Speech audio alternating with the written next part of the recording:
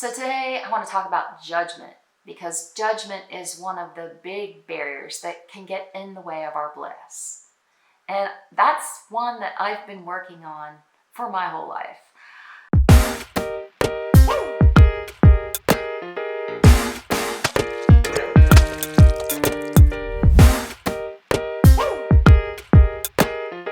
And one thing I didn't realize about judgment was exactly how much it turns its head and rears itself on the person who's doing it. It's definitely the mirror. Judgment is the mirror. Yeah. So sometimes it can be really hard because, especially if there's a person in your life that you love and that you care about, and you see that they are behaving in a way that doesn't become them, and you see in them that they can be something more, that if they only had confidence in themselves, they can do better. And in this mode of wanting to help them and give them advice, that's when judgment sneaks in there. And the other person almost always feels it. They almost always feel that your intention with giving them advice comes with this judgment. And that's why you never want to give advice unless it's absolutely being asked for. You've got to hold yourself back. And that's something that was hard for me to learn, because I used to sneakily give judgment under the guise of, oh, well, this happened to me and here's how I dealt with it. And I thought that as long as I deflected it to a story about myself, that I really wasn't giving advice to that other person. But that's not true. It's still judgment. The other person still believes that the story, people are smart. They can get it. So that's been hard. And sometimes I still have to refrain. But the very best thing that you can do when you want to help someone is hold space for them and see that they don't need your help.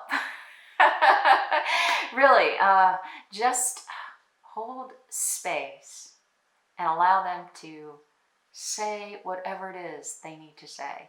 And you don't have to agree with it, but you just have to hear it and acknowledge it. And especially women, I think, we tend to need to vent, perhaps more than our male counterparts. Although some. So when someone is in this vent mode, you can decide how long you're going to allow it. And I think that's a good boundary to set for both parties. Say, hey, I'm going to give you 2 minutes or 3 minutes, and then we're going to talk about something else. We're going to shift gears. Let them get it out, and at that point they may or may not be ready to hear anything else. Sometimes it really takes time, and you can't go in there unless someone's really asking. You can't go in there and give them any advice. I know that many well-intentioned people do this to me, including myself. It's hard. It's hard because you want to just offer something practical tips. Well, just do this, just take this step, and just do that. But really, the very best thing you can do is just listen. I hear you saying you're angry about this. I hear you say you feel that you were treated unfairly. And just acknowledge their feelings with full respect. Just fully acknowledge that's how they feel. Acknowledge, don't agree if you don't agree. Just acknowledge. It's okay for you to feel that way. I think those are good words. Those are good words to keep in your back pocket at all times. It's okay for you to feel that way, because it always is. Because anything else would be denial of reality. They are feeling that way. That perception is valid. Everybody is entitled to their own perception, whatever that perception may be. And so you never want to dismiss.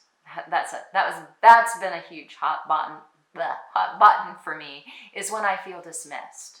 Ooh, I can't stand to feel dismissed. And if someone tells me not to be angry when I'm feeling angry, whew, nothing makes me go more to the top of my anger. Oh, that'll do it. That's definitely a trigger for me. Something I'm still working on. So in that back pocket, it's okay for you to feel that way.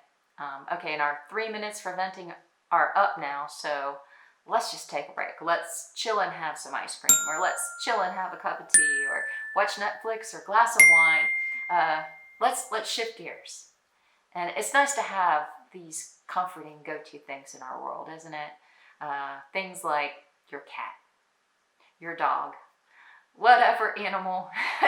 Animals are so awesome. They don't care that you're upset. They love you anyway. Of course, there's always food. It can be a little bit dangerous. Same with the wine. But those things are there. They're there for a reason. They are there to give us comfort. They are there to give us pleasure. And sometimes your journey on the road to bliss, it's going to require a little bit of, a little bit of healing, a little bit of comfort along the way. There's nothing wrong with that. So where were we? Okay, so we're back to the issue of judgment. Getting back to the issue of judgment. What I realize is when you are in this moment of holding space for that person and you are allowing them to be where they are, at the very same time, you're allowing yourself to be where you are. So it's really for yourself. As you accept another, you accept these parts of yourself. Because the other is, indeed, your mirror. They are reflecting something back to you. And that mirror, we sometimes don't like what we see in the mirror. And that's why we say, it's not us. We want to push it away. But if we can love that little girl in that mirror, who is where she is, and it is okay for her to be wherever she is, if we can love her. It's hard being an empath. Yeah. So, yeah. So, when you let go of judgment, it is for you. It is for you.